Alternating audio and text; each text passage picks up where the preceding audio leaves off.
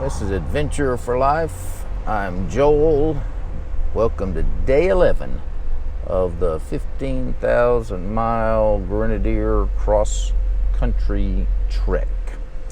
I just entered and just crossed, if you can see back there, about the end of the line of cars was Pumpkin Hollow Bridge. Unfortunately, I couldn't get my camera out quick enough, but I just entered the line for Sequoia National Park. So I was wondering, when I left my hotel, I stayed in Visalia, California last night, which is kind of the gateway to Sequoia National Park, and I checked the GPS to see how long it was going to take me to get to the main visitor center in Sequoia, and it said 39 miles in 2 hours. And my fear was that that extraordinarily long length of time to travel 39 miles was going to be because of exactly what I'm showing you right now, which is it appears that there's an extremely long line to enter the park. In fact, I was planning on going to Yosemite tomorrow, but they're on a reservation system and wasn't able to get a reservation for tomorrow. And that's unfortunate. In fact, all the days before tomorrow were booked. They had some days after, but I do have some scheduling in this trip schedule that, some points that I got to hit, and specifically to get my car serviced for the first time and to get this crack replaced. I had to make an appointment for those things. And so, I'm not going to end up going to Yosemite on this trip. And again, I've never been to Yosemite. I've been to Sequoia before when I was a kid. I don't really remember much about it. Maybe I went to the Redwoods. Anyway, it doesn't matter. We'll see what we got when we get in there. And I'm also going to time how long it takes to get in, just so any of y'all that are interested in going to Sequoia will know.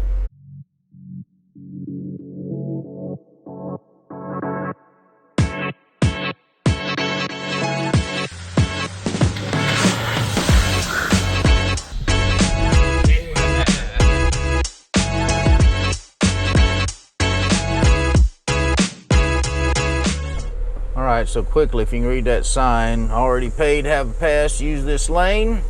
So I've got this senior pass, so I got in within probably 10 minutes. Hello. Perfect. Do you want a map? Please. Thank you. Good one. You too. So wasn't that park ranger nice? Anyway, so I was fearful that this was going to take an hour, and it ended up taking ended up taking 10 minutes to get in. So I'll show you more when we get in. By the way, it's like 11:15. I got a late start this morning for a variety of reasons anyway, so that would have made the line longer. But and now we got a traffic jam here, so we'll see how it goes. So there is the sign for Sequoia National Park. I'm not going to stop just to see that picture up close. So this is my first stop. They call this General's Highway, and it said the big trees are about 17 miles, 20 miles from the entrance. So that's where I'm headed. But thought I'd give you an initial view. Obviously got a beautiful river / big stream down there. And then you got the immensity of I'm using that word a lot, aren't I? The immensity of the mountains around.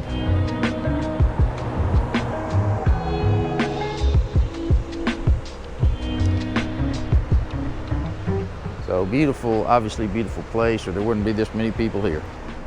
So quote unquote, everybody's stopping here to walk under Tunnel Rock. Pretty cool, no parking. I'm gonna move on, and as soon as this guy moves on, if he ever moves on.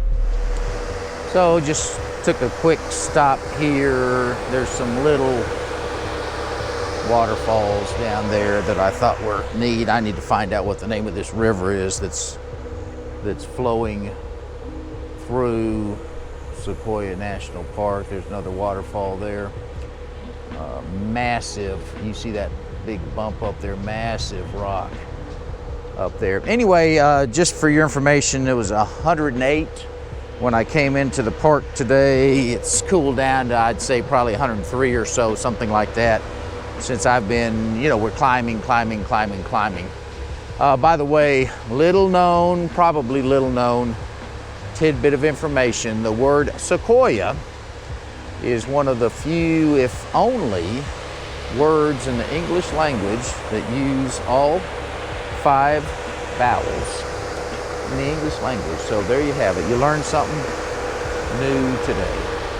So everybody's stopping here to get a picture of this massive rock that we talked about earlier. I'm sure it's got a name, but I don't know what the name is at this moment.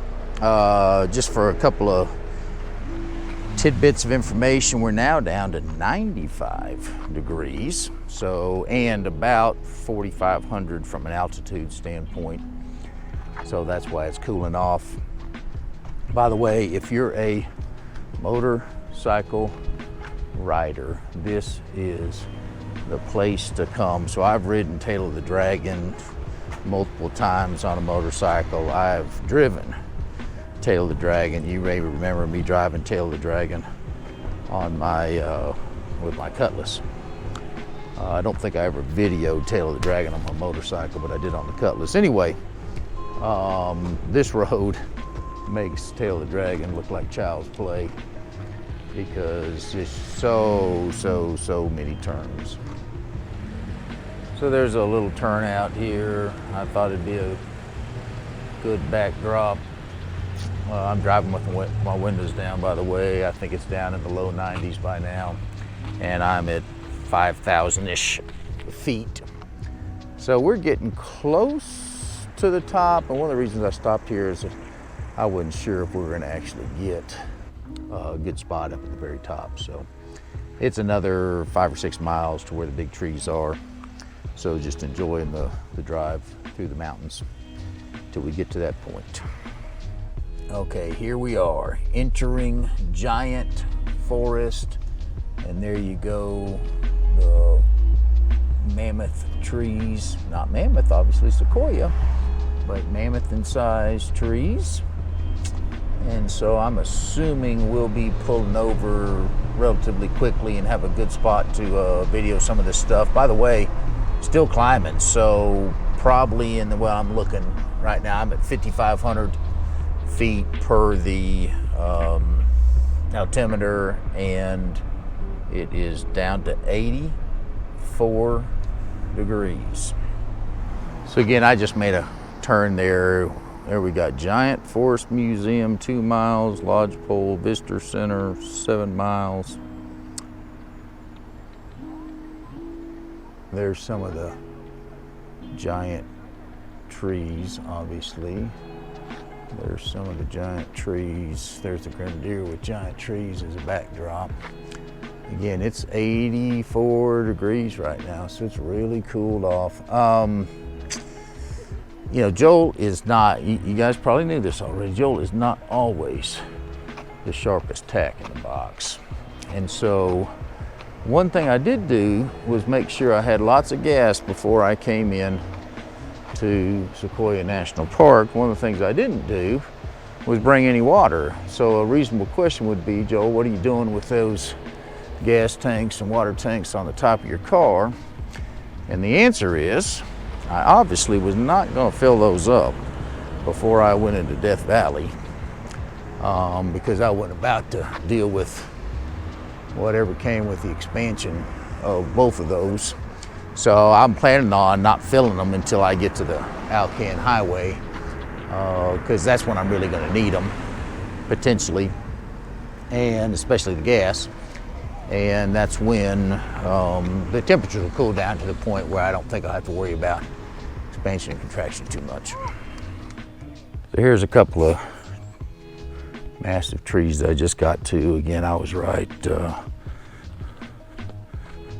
there's the Grenadier right there, if you can see it. So here's a look at 2 trees. By the way, they're burnt on the bottom, and there were some idiots here just a minute ago carving their initials into the burned part of the trunks of the trees.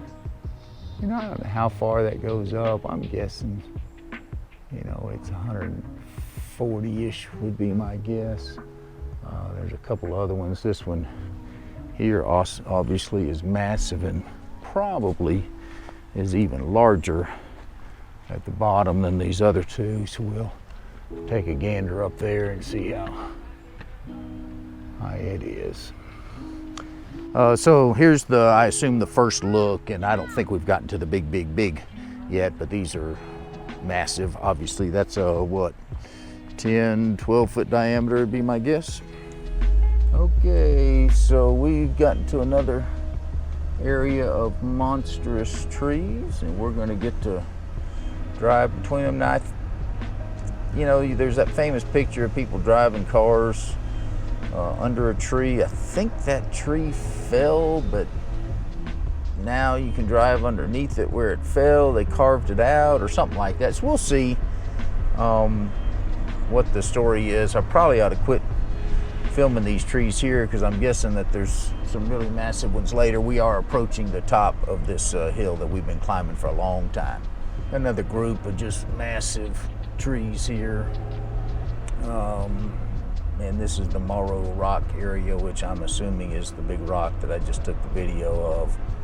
But basically the park rangers are not letting anybody park up here, so I'm gonna move on. Hopefully I'll be able to see the General Sherman tree.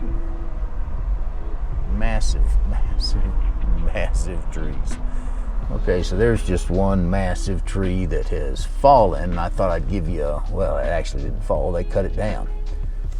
I'd like to see the size of that chainsaw. But again, more pictures of unbelievably massive trees. It turns out that if you want to do this, you pretty much got to ride a bus. So I'm going to go on the Sherman Tree Trail and see how long this takes. So it turns out this is about a half-mile trail. It goes downhill, apparently roughly 200 feet. There's some obviously massive trees here. I saw, I mean, there are, and I don't want to exaggerate, but I've seen hundreds for sure, potentially, yeah, let's stick with hundreds of the massive kinds of trees that the, you know, sequoia trees. There are a lot of pines in here too, and of course the pines are big too, but the sequoias are the truly massive ones. That appears to, that is a pine right there, but it's massive too. Anyway, so this turned out not to be as, I hate to say, use the word bad, as I thought. You know, there's a lot of people here. Turns out this is a Saturday, and so you can obviously blame me for my planning or whatnot. I'm doing Saturday in the middle of the summer. Having said that, the main purpose of this trip was to get to Dead Horse, Alaska from Key West. And to get to Dead Horse, you got to go up there in the July-August time frame, and so with other personal things that I had going on and whatnot, this was the timing. So, you know, if you came during school year, came on a Monday, Tuesday, something like that, you'd probably be in pretty good shape from a crowd standpoint, but there are a lot of people here.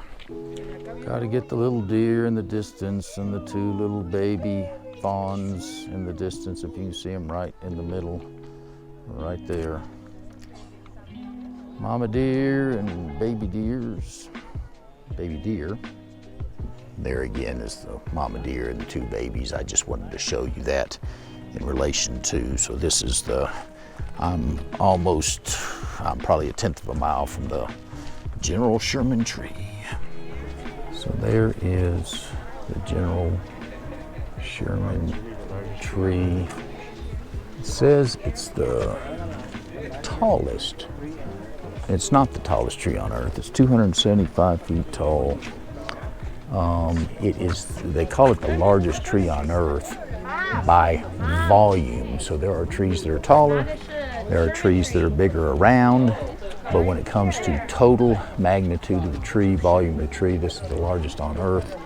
And it says the top is died, but the rest of it is still growing. So there's some interesting facts about sequoias. The world records by volume, weight, width, height, and age. And the General Sherman ranks highest in volume and weight, second in width to the General Grant, and then lower from that. It's said to be about 1,000 years old. And again, there it is in all of its unbelievably massive glory. Okay, one more shot of the General Sherman with the sun up in the limbs.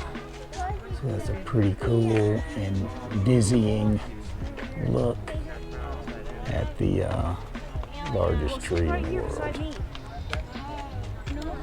So this is Congress Trail, and from what I've been told, it is highly disorganized, and some of the trees lean to the left, and some of the trees, like these over here, lean to the right, and then there's another left leaner, and then there's one out here all by itself that they call the Bernie Sanders tree because he's an independent.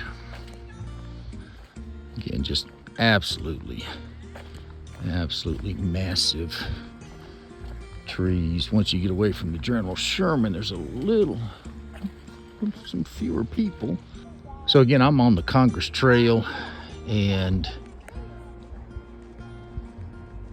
here's some congressmen that are all getting together and just trying to decide what their next policy is. I don't think our Congress sees nearly as much sun as these trees do, if you know what I mean. Anyway, absolutely, I'll get off of the political jokes in a second. Absolutely beautiful area.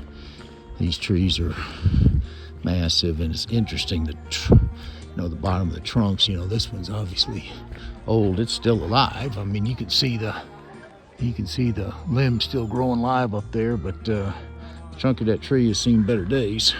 Okay, so I walked off of Congress Trail. So there's Congress Trail right down there, and found this tree trunk. And if you see how wide that is, and you can actually walk through that gap there in the tree, which I'll do in a second. I'll do my requisite leaning back of the phone. There was a fire up here at one time, and so you see that tree is burned, but again, up at the top, it's still green, it's still growing. So there was a section of trees when I was driving up here that were burned and had died, but it was a relatively limited area, so that's good news. Got these huge boulders up here, which are awesome to look at. So this is just an absolutely gorgeous area. I'm gonna move over here and let you see some of the other trees that are right here in this small area. So there's the three friends that are really good buddies, and I'll walk under this tree now, or walk inside of this tree. So there's the gap, and I'm just going to walk through it real quick. I'm guessing a critter or two has made his bed here at night a few times. Anyway, just incredible area. Again, the camera couldn't do this justice in a million years, so you gotta come. And even though it is very crowded, once I got on this Congress Trail and got away from the road and got away from General Sherman tree, then it's not so bad. Now, why? There's a General Grant tree too, and so you would think, since the Union won, that the General Grant tree would be the big one, the General Sherman tree would be something else, but that's not the way it ended up. Yeah, John Muir named this area the Giant Forest because when he came here, I think in the late 1800s, he discovered this area and said these are the largest trees he had ever seen. And again, that the General Sherman is the largest by volume, so he was right. And here's something to give you a good perspective. There's a lady. That's as wide as I can make my lens. There's a lady and somebody taking her picture at the base of that tree. And again, there you see, we're still going. There's the top of that tree. And so I'm going to go back down to where they are. And since she's got a white shirt on, you can see her right now, right there in the dead center middle of that tree. And that's just some, who knows what tree.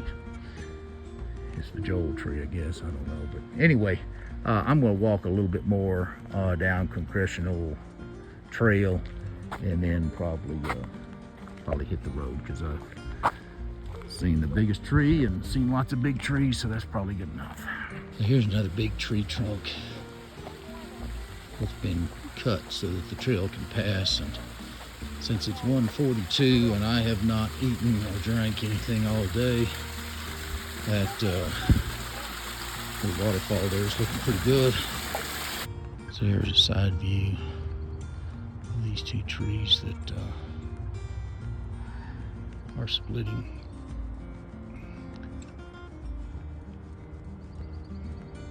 And I guess the good news is that one of those was leaning left and one of them was leaning right, but they could still talk to each other. True congressional spirit right there with those two trees. So here's an area with, I don't know if you can hear that, but there's some thunder in the background.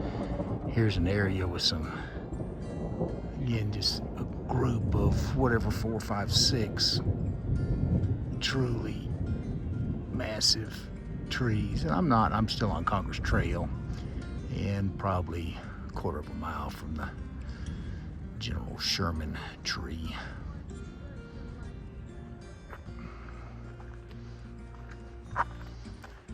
It's just barely starting to rain right now, so hopefully I don't get rained on hard. Here's another really good view of, again, to see the enormity. There's that group of people down there, and they're hiding in the cave, because it is cave, the inset of the tree. And there's the top of the tree when we get there, and it is starting to rain, so that's unfortunate for me. Well, fortunately for the dummies who didn't bring a water bottle or drink anything this morning, this was at the top of the trail, and also fortunately it barely rained. So you see a little rain on the ground there. You know what? You want me to show? And you can see the Grenadier there. This is the buses that are going back and forth. I'm not exactly sure to where, but because we were easily able to walk to the General Sherman tree. But anyway, hopping in the car, going to go to the visitor center, see if there's anything else besides Marl Rock and the General Sherman tree, which I was told were the most important things to see. So the temperature ended up getting down to as low as 73 from what I saw, because that little rainstorm blew over when I was, on Congressional or Congress Trail, and cooled things off a little bit. Fortunately, it didn't rain very hard, so I got a little bit wet, but that's it. Anyway, we're going to call this the end of the Sequoia National Park section. So this is the end of day 11 of the Grenadier 15,000 mile cross-country trek, and I'm going to leave you with this non-Sequoia-ish view. This is the first time I've seen like a meadow like this. Anyway, we're going to pick it up.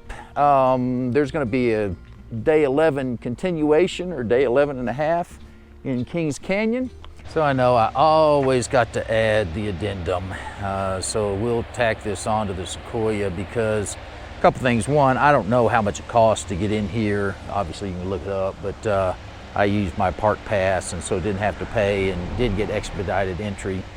Number two, the preponderance, good word, the preponderance of the traffic was certainly around the Morrow Rock, General Sherman tree area. And they're relatively close together. And again, this is a Saturday in the summer, July, whatever today is, 13th or something like that. Anyway, is this Friday the 13th? Maybe it is. Maybe it's Friday the 14th. Anyway,